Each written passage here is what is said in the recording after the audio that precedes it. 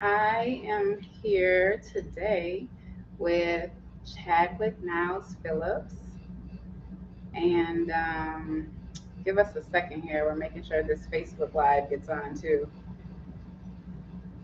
Let me see.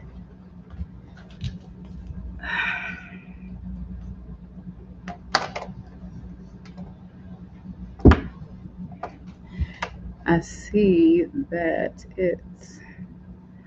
it's this camera. Let me see.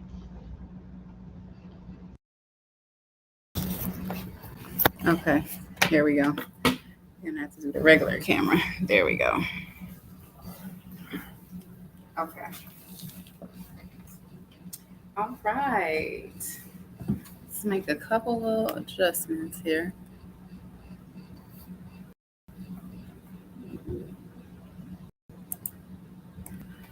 Okay, there we go. All right, welcome. How you doing? Good. How are you? Good. I'm doing good tonight. Good. Just want to let y'all know if you're in the Twin Cities, then you already know what's going on. It's a super tornado going on outside, and very thankful and grateful that Chadwick was able to make it tonight because whoo, it was bad out there. I know a couple people that got caught up in that. I mean, you were in it. I was, yeah. The rain, the wind. But I was like 6 minutes away, so I was like, I'm too close to turn back. Yeah. So Was you nervous? Low key, yeah. Like when I got in front of here, that's when it got super heavy. Yeah. So, but you looked out, you said we got a garage. Rhonda went under the garage. Smooth sailing from there. So, oh, good. Yeah. I know I was nervous just going downstairs and leaving my kids up here. Right, yeah. You know, even for a little second, because that wind was like. Oh, the wind was no joke. Ooh, yeah, my it was car crazy. was like rocking back and forth as I was waiting outside. So, yeah. Yeah. We made it. We're here. Good. So y'all might notice that we're in a little bit different of a space today. We're in my apartment because it was just too crazy. We didn't even our camera guy wasn't even able to make it today. Bless his heart. You know, I had to say, listen, it's bad out there. I understand. And so here we are. Thank y'all for joining anyway. Y'all in the comforts of your home. So let's be cozy together. Right. Anyways, so Chadwick Niles Phillips, I'm going to let him tell you a little bit about himself, who he is, and where he's from. All right. So let's start off with where are you from? I'm from Lansing, Michigan. Okay, and how long have you been here in Minnesota? I've been here almost 9 years. 9 years? Yeah, I lived here my last year of high school too. Okay. So I've always had fam out here. What high school did you go to? Park Center. Park Center? Yeah. Okay. I was about to go to North, but my sister stayed in Huntington Point, and that's what it was either my sister or my aunt. So I ended up staying with my sister. It was Park Center, so. Okay. Well, we're not mad at you. I'm a polar, so. Yeah, all of my people, even that 1 year I hung out with, was at North and South High too. Yeah. Okay. Even the U. You know, I was at the U as well. So how did you get to know people in Minneapolis? Was it just through your high school, or were you in activities? How'd you come to, get to the north side? Yeah, so last year of high school, stayed out here for that 1 year. My aunt is Cynthia Wilson, who is a person who's been on the Parks and Recreation scene for a very long time. And she played for the University of Minnesota. Okay. So when we were young, we saw that picture of her playing for the University of Minnesota. And all my family has always been around here. And I got some in the north side. So when I moved here that 1 year, I got acclimated with the city, and played sports. I went to states for the 104 by 100 meter dash, played basketball too for Park Center. And yeah. Yep. Okay. So for those who don't know, which I don't know who doesn't know, but you may not be into the music scene if you don't know who this man is. He is the founder of the Avantgarde music group, and I'm going to let him tell you about that. Tell us about that project and everything that you have going on right now. And yeah, start there. Yeah. So the Avantgarde is a music, arts, and entertainment production company that features artists in the lanes of Black, eclectic, urban entertainment, meaning it's neo soul, classic R&B, spoken word poetry, hip hop with a message, live instrumentation, fashion, visual art. It's just like a jambalaya of Black music and Black art, Renaissance style. And I started at 14, and from then on, to the storm, that's good background ambiance to it is. Ain't it? Yeah. I mean, sound of rain, it just adds to the whole vibe. But anyway, yeah, we put on concerts and curated events all throughout the Twin Cities, from First Avenue to the Dakota to the Amsterdam. I've worked with Fortune 500 companies like Target, Ameriprise Financial, US Bank.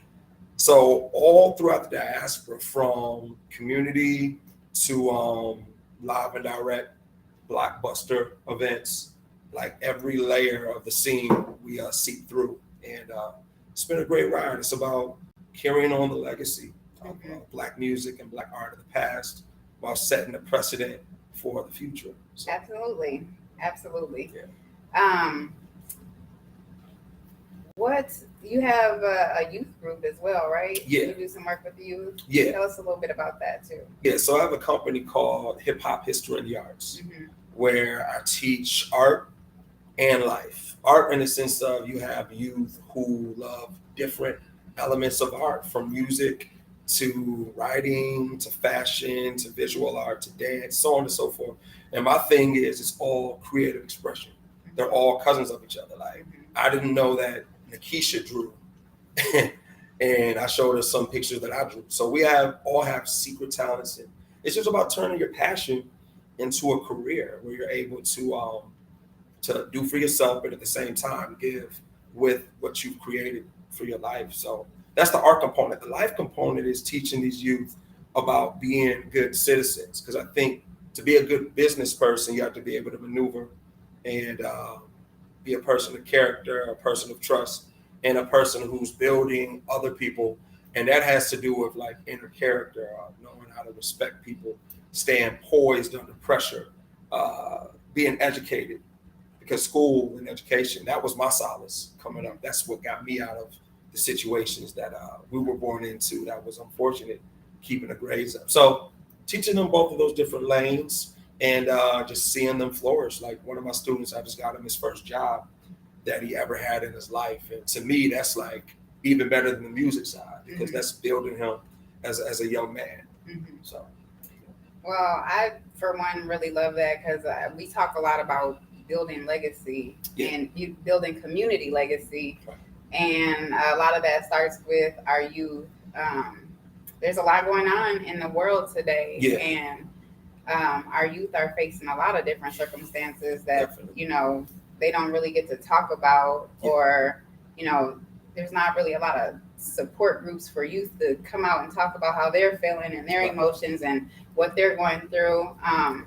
So I really appreciate you doing that. And you to talk a little bit about some of the things that you faced when you were growing up, that you felt helped you to become the artist that you are today, and some of the things that helped you turn your passion into what it is today, because you're doing pretty phenomenal things today. Thank you. I appreciate that. So I'd say how my story started, it was very unorthodox, growing up impoverished, single mother household with a lot of kids. I got 5 brothers, 2 sisters. And it was just activities that went on in my neighborhood that you see in a lot of different impoverished places, from gang activity to violence to drug use, all of those different things, So when you're a kid and you're amongst these different things, homelessness and all that, you're still developing, and it's only 2 ways, you can dodge all that, or you could go right into it. Me, I chose to stay out the way. The more that I saw what it was becoming with some of my people, even early on, I was like, nah. And then I just felt something within that was just different, cats will be on whatever, and I'm like, nah, I'm cool. So just stayed out the way, but that poise and that observation and that discernment, it really like made me go into the right path. And then it showed me what the negative is really for. And it's to deceive us. It's to put us in prison, put people in the grave. And when I got saved, thinking like age 14, I found God. And that set the whole way throughout my whole life up to this point. And so overcoming things, it strengthened me, building myself spiritually. It set a path, and it gave me vision and foresight to know what to stay out of. And my mom always said, never change who you really are. So no matter what, remaining myself always made me able to look in the mirror at the end of the day. And, trying my hardest to keep my grades up, seeing what happens with brothers from where I come from, made me want to be different and someone of significance, to bring back a positive image to my people. And representing my mom, my grandma, my grandparents, the dreams that they weren't able to fulfill, that's what has driven me. So all of these different elements that created a grind and a grit. But then on the flip side, just appreciating life regardless of what's going on, like what this whole experience is really about. All of those different elements is what created this lane that's uniquely for me. And then as I go on the path, bringing other people up and using that optimism and that testimony of overcoming to help people and heal people, guide people to the right path. So how did those things that you overcame get you to the path of music and driving your passion to help like other youth? Yeah. So music, since I was young, has always been just a deep passion. Like I could memorize a song like in one day after hearing it a couple times. So I think when you're young and a certain talent you have, that's kind of like behind the average kid. Like it's a kid who could jump high or who's fast. You're like, this kid could potentially be an athlete. Mm-hmm. Or if it's someone who just has skill, either memorize songs or sing early, it shows a foreshadow of what this person could become as an artist. And so I didn't think I'd become an artist. I just loved music, but I soaked it in so deeply and so quickly that it just was inevitable that's what I became. I started out as a visual artist. My older brother Sebastian inspired me in that. Then my older brother Segrin, he was like when Criss Cross was out back in the day, he was like the Criss Cross of Lansing. He was 12 doing commercials, shoot commercials. He moved down to Atlanta and started doing production for Too Short when he was like 17 years old. So they were the two early inspirations for me artistically and music-wise. And then 16, I wrote my first rhyme, and I didn't look back since. So that element of music, listening to songs that related with my situation, but then artists that I could identify with, like you have artists who are from the street, but they're about telling you about how to overcome, telling you about educating yourself, telling you about what to dodge. Artists like Niles or Most Def or Common, you had those that was an alternative to a lot of the artists that was just talking about nonsense. So when I was able to identify with certain artists, then I was like, that's what I want to do with my life and my career. So I just want to say shout outs to Nas, Common, Andre 3000, like Q-Tip, Tribe Called Quest. And then I got to salute the sisters, Queen Latifah, Lauryn Hill, Bahamadia, like so many just artists in general who showed us the path. And, I'm thankful for that. So in that sense, that's how music saved my life and became my life. So you used to live in New York though too, right? Yeah. I stayed in New York before I moved here. Okay. Yeah. So New York is really known for its music scene. For sure, yeah. So what made you choose to come and, do what you're doing here in Minneapolis instead of staying in New York? Right. Good question. So New York is like one of the art capitals of the world. I call it like the Mecca for anyone who is within any form of art. When you go there, it's like a home that you've never been to before. You go there and you just run into so many different people who are like-minded. It's almost like when people go to college. These people are there just for college, so they get along. It's like we're all on the same path. That's how New York City is. And if you already got it in you, you go out there, you could flourish for real. And New York's type of place, if you can make it there, you can make it anywhere. So I moved out there after college, went to Michigan State University, graduated in 06. And my friend from here lived in New York already. He was on Wall Street. So it was just like, it's time. So we stayed in an apartment in Queens, and I just hit the scene, open mics, and I ended up winning the talent search, the Hot 97 through with Koch. That was a major label. So all of these different experiences was setting me up for just something great. But on the flip side of all of these things, being on a major label, and I worked in film at BET, CBS, New York City Fashion Week. So these were flashes and glimpses of like stardom, right? But at the same time, in between those was times of struggle. So it was like highs and lows during that whole time. It was like, how are these things happening, but it's not turning into something that's ultimate? And then price of living got high. And after I won the talent search, I was on this major label called Koch for a year, released a song called This Time that was produced by a producer who was on Rockefeller named Bula.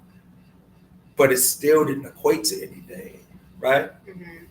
Rent was getting high, price of living, everything was getting high. So I had to make a move, and it was out of LA, Atlanta, and here. This was like a second home because I graduated from here. So I ended up moving here, and I had to start life literally all over. So it was devastating.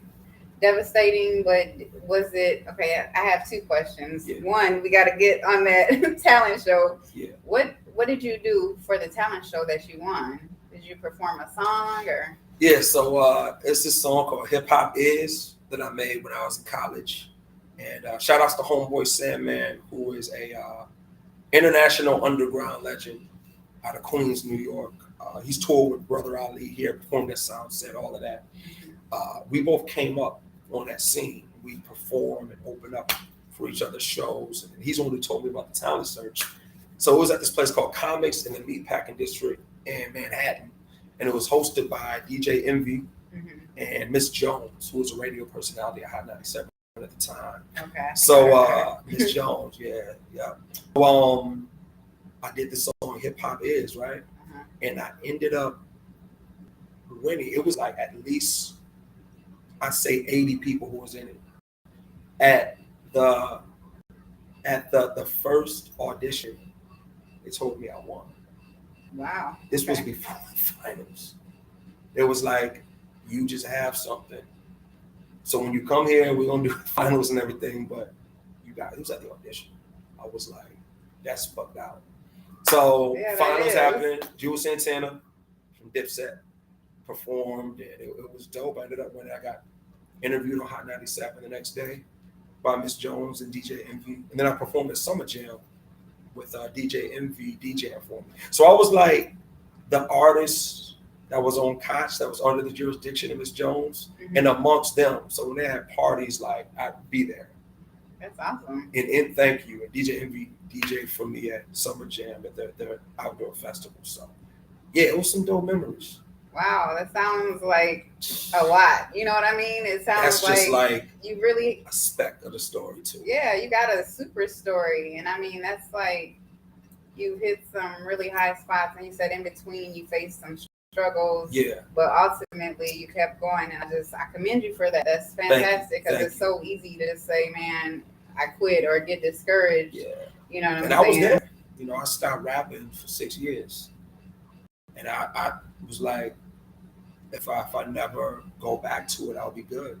Because I know God, I always said, if I never do this, I still have me, you know. And so, but then my mom passed and my grandma passed, and I had a conversation with both of them.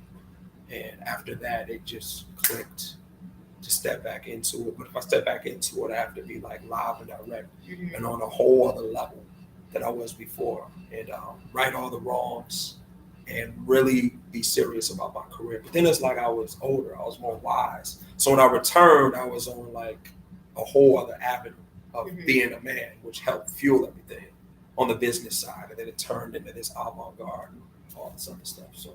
And what did you do for that 6 years that you stopped rapping? I got a line on this song called Return of the Messenger. It's like, Niles, where you been at? I've been on the pilgrimage, teaching kids how to build a bridge, plus how to fill the fridge. I built a curriculum like the Tower of Babel, so the next generation will be at the top of their classes, valedictorians and lawyers. So it felt like I went on just like pilgrimage. Like no one knew where I was at in New York. When I moved, I didn't tell nobody, you know, and I just started all over, you know, and started my curriculum. And I was like, I'm just gonna, because when you're amongst the youth, it's like you're not even thinking of that. And it took me back to my essence of when I was a youth, and there was elders and OGs who was like schooling me. So, and it just felt like I was just normal again. I didn't have no pressure doing music, so I was like, did you get like a normal job or? No, oh my goodness. I was at the front desk at Lawrence Park. Okay. Imagine that. Being at Summer Jam in New York, live on the scene, then out of nowhere, you're at the front desk at Lawrence Park, working 2 days a week with people from New York telling you should have stayed. You was this close to blowing up. So that was the story, you know. But like I said, during that 6 years, I built myself in a lot of different ways. And then it formulated into like a new me and improved me. And like the lifestyle I live now matches who I really am. More than like this whole famous trying to be like what the world wants me to be, you know. Like I control my own destiny. And I can look in the mirror at the end of the day and be happy with who I am and what I'm doing, opposed to someone telling me what to do and being around people I don't rock with. Because that's what you see a lot of times in this type of industry. So yeah, so you'd say that today you're the person or becoming the person that you envision yourself to be. Definitely. Yeah. Okay. And I'm comfortable with my lane. You know, I feel like you're walking in the right path. Totally, yeah. Because at the end of the day, I think it's important to be happy with what you're doing and not living a lie. Absolutely. You know? I agree. I see so many people doing that. And it's only a matter of time before the clock strikes 12. And then whatever that lie was gets exposed. You know? So yeah, it's just all about integrity. And the money's gonna come. Just focus on the mission, and the results are gonna come. Just focus on the work today. It'll all grow into what it's supposed to be. So what are you currently working on? What's your next big step? It's something I got under wraps. Oh my goodness. But we're on Coco after dark. So I lit it out right here. Let the juice out. Come on. Share. The people want to know. Plus, I drove through a storm to get here. You did. We might as well lit it all out. Sip some of your cmos tea. Right. Give us the tea. The cmos tea's fire too, y'all. She put pomegranate. Oh my gosh. But so I'll give you the first hit. So the Avantgarde is putting on the second annual Soul of the Cities concert at Mill City Museum. Come out, y'all. It's going to be amazing. We got Ray Covington, Monique Blakey, William Wesley, and Jamila Pettiford. We have your brother, Kenneth Caldwell. Shout out to Kenneth Caldwell, Charles Caldwell, the Caldwells. He's doing live painting, background singers. It's a classy, exquisite, high-end, high vibration every flavor you want type event. And Soul of the Cities, June 9th. Come out with your people. Ticket link is on my page right when you go on. There's the cover art. Now, the big bang that I've been keeping under wraps for the past year, I've not told nobody, is I'm putting on my first music festival. Thank you. Nice, that's awesome. Thank you. Called On the One. On the One, okay. On It's a the music festival, y'all. So when you're making your summer plans, please be prepared to be there. It's going to be so live. I'm so excited for it. Thank you. So, yes, it'll be 3 Fridays too. So it's like this festive 3-week extravaganza, this trilogy. And yeah, it'll be at the Normandale Lake Band Shell in Bloomington. You know, R&B, neo soul, Afrobeat, reggae, hip hop with the message, live instrumentation. It's gonna be, oh my gosh, this is a dream that I've had, and I kept it under wraps, top secret, working hard behind the scenes. But you heard it here first on Coco After Dark. Yes. That's it, live and direct on the One, presented by the Avantgarde. It's coming, Twin Cities, so you'll be seeing real soon the lineup and everything. So awesome. Yeah. I'm so glad to hear that. Another Black festival, something that we could do for the summer. Yes. I'm excited. Definitely. Thank you. I definitely wish you the best of luck with that. Appreciate And that. hopefully, you know, a lot of the guests that you have performing, they'll be on this show so you guys can get to know who's going to be on the festival lineup, and that'll be so awesome. Thank you.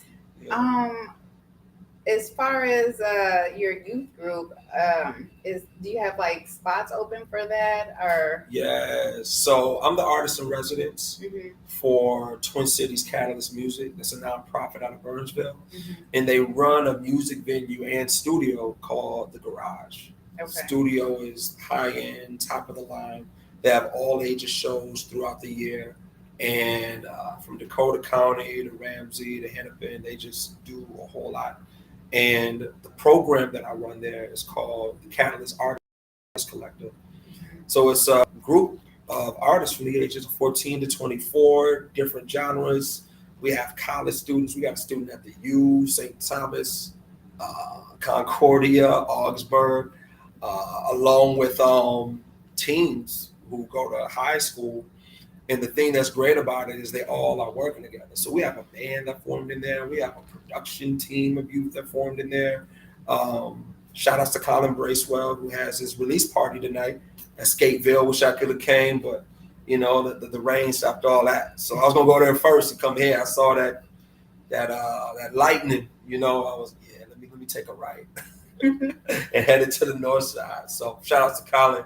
But it's recording etiquette, performance etiquette, elevating your branding game, your social media, just everything that has to do with your career. You see so many young artists who want to do this, but either don't want to put in the work, or they think that it's an easy path, or they see someone else doing something that's not them. And then on top of that, like, the industry isn't safe, you know?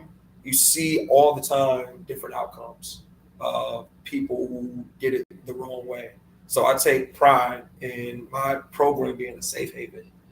Like, I really care about the youth that I'm guiding, and they can feel protected, they can feel guided, they can feel safe, knowing that someone within the music industry is actually there for the betterment of their career and really actually wants to see them elevate, not just as artists, but in life. And then me, like, I was in the music industry as an artist under a label, and I've seen the highs, the lows, everything. So that testimony is gold, and everything they're seeing, I've already experienced. So it's an incredible thing. And if you are an artist, or you know an artist from the ages of 14 to 24, within the Twin Cities, it's free to join. You get free studio time, free coaching for your performance. And we put on an event called The Next, which is a syndicated online show that I direct that features these artists on a very, very, very nice film show. 4K camera, editing team is amazing. So go to catalystmusic.org and you can get more information about it. So catalystmusic.org. Yes. Yeah, so if you have a 14 to 24-year-old and they're interested in the performing arts, then check out his website. Also, can you just let everybody know what your Instagram handle and Facebook handle and any social media platforms that you have so they can support you? Sure. Like I always say that, you guys, support. The reason that other cities are, known for the arts or anything that, has blown up in whatever city is because those people support each other, y'all. And we have to do that first and foremost. We have to support our own. We have to support people in our community. And that's the way that we're going to really build community legacy all around here, y'all. So support, let everybody know. Indeed. So my Instagram is Niles Got You, NILESGOTYOU. My business Instagram for the Avantgarde is the Avantg. That's THEAVANTG. And then I have a website, theavantgardeis.com. That's THEAVANTGARDEIS.com. And I'm Chadwick Niles Phillips on Facebook. You could friend me, you could reach me if you need a host, a writer, a speaker, a producer, anything, we could be able to help you. So, and I'll make sure to add that information for you guys as well. Is there anything else that you want to share with the people before we sign out? Let us know. Give us all the tea. Make sure you're getting everything out because this is all the tea right here. Speaking of tea, y'all, pomegranate, cmos. What else is in this? It's a white pomegranate cmos tea. Can't tell you all my secrets now. Yo. But I make cmos too. Fire. Cmos gel, and a lot of people want to know how to consume it. And a lot of times I'll make this tea recipe that my sister put me on. Right.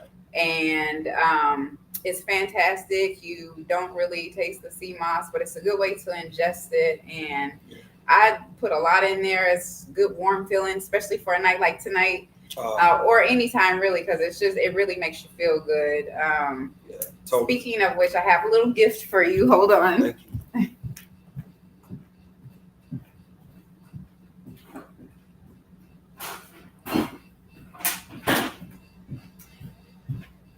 I'm always encouraging people to do their cmos because it has 92 of the 102 minerals your body needs. So got your little drop for yourself. Thank you. This is perfect timing. Because that's all I've been hearing. Like the past 3 weeks is about cmos. I was talking the other day to a friend of the family about cmos. And she was talking about cmos gel and how you're able to use it in a lot of different foods and how it detoxifies you and all those things. So this is perfect timing to get on to it. Yeah, but it's really good for you. Yeah, for sure. Yeah. But I want to say shout outs to you. Thank you. Keisha, for everything that you do, using the art to elevate and uplift our community. And then the fact that you're from here and you're giving back to the city you're from. I always have seen that as something that's very special when it's people that's from a city and they stay there and they give back to the city. NFL, exactly. North Side for life. And I'm from North Side. I'm from North Side of Lansing, so we hold that same type of heart for the North Side of Lansing where we from. But I want to say shout outs to the Twin Cities. This is a very special place. There's so much talent here. It's a lot of energy here for uplift when it comes down to our people, and I appreciate that from day one to right now, like all my supporters and just to everybody out there in the city who's using their art for good, for uplift, for healing. I see you and I appreciate you and I love you. And let's keep giving each other that positive energy to elevate, like Coco and Shay says. So peace to the Twin Cities. And if you guys know somebody, an artist, it could be any type of artist because we're all about the arts just in general. Right. If you are a fantastic cook and you are an artist with your cooking and you want to talk about the art of cooking, contact me, hit me in the DMs. If you want to talk about anything in the future, we'll be having someone talking about herbs, artists of the herbs. We got a lot of people, a lot of guests coming on. We're booked through the end of May, and we really want y'all to continue joining us, continue sharing the page, continue sharing the information, because really this is for our city, y'all. We want to make our city live and thrive. Thank you for joining us. We will see y'all next Wednesday, same time, 10 p.m., Coco After Dark. And peace out. We'll see you later. Peace and love, y'all.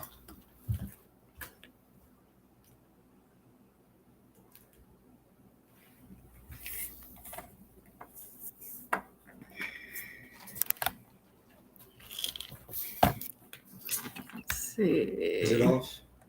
Not yet. Hold on one second.